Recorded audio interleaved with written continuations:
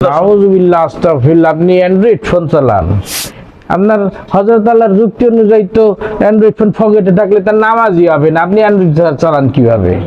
আলহামদুলিল্লাহ মাশাআল্লাহ, আপনার তো ইস্তেদাদ ভালোই। জি তা আমাদের মাদ্রাসার রুলস হইতেছে আপনার ডিউটি শুরু হবে সকাল 7টা থেকে। জি আপনি ফজরের পর বিশ্রাম করবেন, আপনার ব্যক্তিগত আমল করবেন মাশাআল্লাহ। জি হ্যাঁ, তারপরে 7টা থেকে দর্শ শুরু, 7টা থেকে আপনার একদম 12:30 পর্যন্ত। আচ্ছা। 12:30টার সময় গোসল, তারপরে নামাজ সবকিছু আবার 2টা থেকে শুরু হবে। জি 2টা থেকে আসর পর্যন্ত এইটা। আর আপনার যেখানে রুম দেওয়া হবে সেখানে আপনার নিগরানি থাকবে, ওই ফ্লোরটার বাচ্চাদের আপনি একটু দেখে সেটা রাখবেন, জি ওরা যেন দুষ্টমি না করে, বা কে কোথায় গেল একটু হাজিরা নেবেন এইভাবে।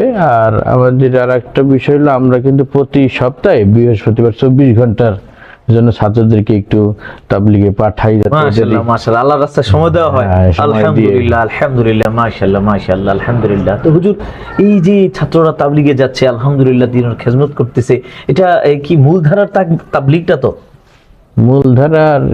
মূলধারা মানে বুঝলাম না আগে হুজুর, এটা এই যে মূলধারা বলতে মানে যিনি বিশ্ব আমির হযরত আলা ওনার গ্রুপের তো তাবলিগ এটা না হুজুর? ও, আপনি কি ওই গ্রুপের লোক? আমি তো হুজুর আল্লাহ হযরত আলাকে অনুসরণ করছি, এবং বিশ্ব আমির যিনি, উনি তো আমাদেরকে তাবলিগের পথে এনেছেন, হাজার হাজার লক্ষ কোটি মানুষকে বেদিন থেকে ইসলামের পথে এনেছেন। হ্যাঁ, এমনি করে ইসলামের প্রচারটাকে সুন্দর মতো সারা বিশ্বে প্রচার করে দিয়েছেন।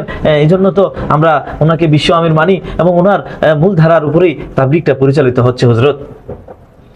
আচ্ছা, তাইলে তো আপনার মতো লোক আমি খুঁজতে আসছি। আলহামদুলিল্লাহ আলহামদুলিল্লাহ। হ্যাঁ, আমার জন্য সুবিধা হইলো, আমার প্রতিষ্ঠান চালানোর জন্য মাশাআল্লাহ অনেক সাশ্রয়ী হবে আমার আচ্ছা পক্ষে। আচ্ছা হুজুর, আমি কবে থেকে আসবো? আপনি 1 তারিখ থেকে জয়েন করেন, মাশাআল্লাহ। এবং আপনার সব দায়িত্ব আপনি বুঝে নেবেন আমাদের দারুল কামাল সাহেবের কাছ থেকে। জি জি। আপনার ডিউটি শুরু, আর কোনো আলোচনার দরকার নেই। তাইলে না হুজুর, একটা কথা বাকি রয়েছে তো হুজুর।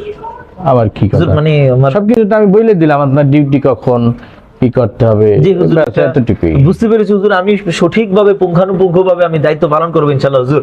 যেহেতু দিনের সাথী, তাবলিগের সাথী, সেই হিসেবে আমি কাজ করতে পারবো হুজুর। হুজুর আমার এই মাসে পারবো হুজুর। হুজুর আমার এই মাসিক যেই আমার জন্য যে একটা হাদিয়া নির্ধারণ করা হবে, এটা একটু কত দিবেন আপনি? নাউজুবিল্লাহ আস্তাগফিরুল্লাহ, আপনি কি বলেন এটা? আপনি দিনের কাজ করে এসে হাদিয়া গ্রহণ করবেন, বেতন ভুক্ত হইতে চান আপনি? আপনাদের হযরত আল্লাহর কাছে তো এটা হারাম। মানুষের পরে বেতন নিয়ে হারাম জানেন না? আপনি যদি মূলধারার অনুসারী হয়ে থাকেন, আপনার তথাকথিত মূলধারা, আপনাদের বেতন নিয়ে হারাম। আপনি ফিরি দিনের খেদমত করবেন, আমার জন্য ভালো হইলো। আপনার বেতন নিয়ে আমার কোনো টেনশন করতে হইবে না। তোরা এনে খাইলাম। আচ্ছা হুজুর, আমাকে এই মাদ্রাসার খেদমতের পাশাপাশি বাইরে প্রাইভেটের ব্যবস্থা যদি নাউজুবিল্লাহ আস্তাগফিরুল্লাহ, আপনি ছাত্রদের হক নষ্ট করে প্রাইভেট পড়াবেন, আরো না যায়, সবই হারাম। হারামের ভিতরে যাওয়া যাবে না তো হুজুর। আমি তো এমনি ভিডিও বানাই হুজুর, আমাকে যদি একটু সুযোগ দিতেন তাহলে আমি ভিডিও করে কিছু ইনকাম করে নিতাম আমার পরিবার। নাউজুবিল্লাহ আস্তাগফিরুল্লাহ, আপনি অ্যান্ড্রয়েড ফোন চালান, আপনার হযরত আল্লাহর যুক্তি অনুযায়ী তো অ্যান্ড্রয়েড ফোন পকেটে থাকলে তার নামাজই হবে না, আপনি অ্যান্ড্রয়েড চালান কিভাবে?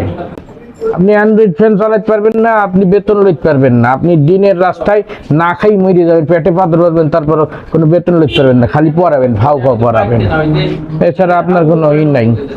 আপনি 1 তারিখ থেকে জয়েন করেন। হুজুর আমি আমার হালকা হলেও বেতন কিছু দিয়ে হুজুর, আমি মূলধারা কিছু না হুজুর, আমার খেদমত করে সংসার চালাইতে হবে হুজুর। আমি আসলে ওই বুঝতে পারছি হুজুর। না হুজুর, বসেন তো, ওলামায়ে কেরাম যেটা সিদ্ধান্ত নেয় ভাবে চিন্তাই লয়। ওলামায়ে কেরাম মানুষের পরিবারের কথাও চিন্তা করে, দুনিয়ার কথাও চিন্তা করে, আখিরাতের কথাও চিন্তা করে, তারপরে ওলামায়ে কেরাম এক একটা শরীয়তের বিধিবিধান সম্পর্কে ফয়সালা দেয়। হুজুর আমার আর ডাউট নাই হুজুর, আমি বুঝতে পারছি হুজুর। ওলামায়ে কেরাম একটা মানুষের সার্বিক বিষয় চিন্তা করে তারপর শরীয়তের একটা ফয়সালা দেয়। জি হুজুর। আপনার ওই আমির সাহেবের মতো খালি নিজের মন গড়া ফতোয়া দেয় না তারা, বুঝছেন? জি হুজুর, বুঝতে পারছি হুজুর। যদি আপনার বেতন না দেই, আপনার যোগাযোগ করার জন্য ফোন না দেই, আপনি তো একবারে এই যুগ এই জামানা হিসেবে আপনি তো স্টক করে মারা যাবেন 1 মাস। জি হুজুর, আমার পরিবার চালাইতে হবে হুজুর, এজন্য আমার এইসব বসতে হইবে। ঠিক আছে হুজুর, বুঝতে পারছি। ইসলাম ইসলাম কোন কঠিন ধর্ম না। জি ইসলাম মানুষের ঘাড়ের উপর পাড়া দিয়ে চাপাই ধরে নিয়ম করে দেয় এমন কোন ধর্ম ইসলাম না। ইসলাম হলো সহনশীলতার ধর্ম। জি হুজুর, আর এই জিনিসটা বোঝে ওলামাই কেরাম। জি ওই কয়দিন একটু দূরে দূরে ঠেত করে আমির হয়ে গেলে যে বিশাল বড় আল্লামা হয়ে গেছে, ও অত সস্তা না আল্লামা হওয়া, বুঝলেন না? জি হুজুর, বুঝতে পারছি হুজুর। ঠিক আছে, ঠিক আছে হুজুর, তাহলে আমি 1 তারিখ থেকে আসি হুজুর, আপনি আমার যা দেওয়ার দিবেন ইনশাআল্লাহ হুজুর। আমি ইনশাআল্লাহ। এত এত কিছু আমি বুঝি না হুজুর। আমাদের মাদ্রাসায় বড় বড় আলেম আছে, জি হুজুর। তাদের কাছে পরামর্শ করবেন, তারা যেটা বলবে সেটা। জি হুজুর, ওই কোন ডাক্তার ইঞ্জিনিয়ার কি ফতোয়া দিল ওইসব শোনা যাবে না, ঠিক জি আছে? হুজুর, ইনশাআল্লাহ হুজুর, ইনশাআল্লাহ হুজুর। ঠিক আছে হুজুর, আমারে দোয়া করবেন। আচ্ছা, আসসালামু আলাইকুম। ওয়ালাইকুম আসসালাম।